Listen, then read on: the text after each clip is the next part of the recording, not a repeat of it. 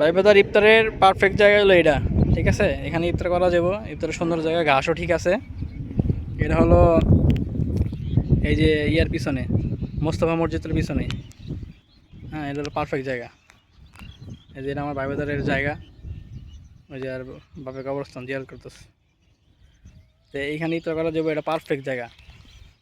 আর এখন গাছগুলোও সুন্দর, একটা ছোটোখাটো এর সাইডে, লেকের সাইডে।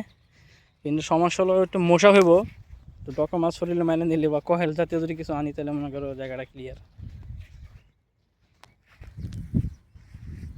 পারফেক্ট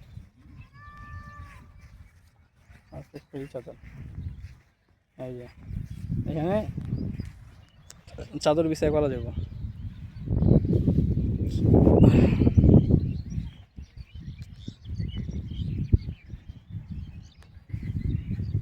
জায়গা তো এটাই আমরা সিলেক্টেড 100 ফিট।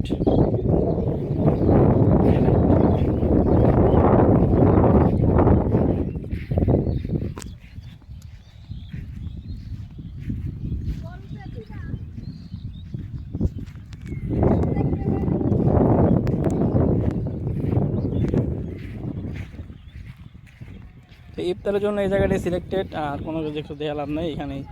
এই যে এই ফ্রন্টে অথবা, হ্যাঁ, এই ফ্রন্টে অথবা এই ফ্রন্টে বসার জন্য পারফেক্ট।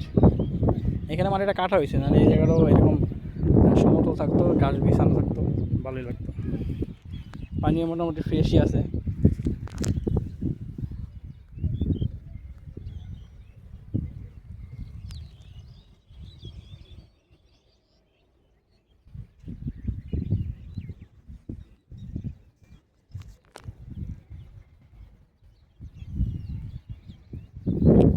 এই হলো পরিস্থিতি।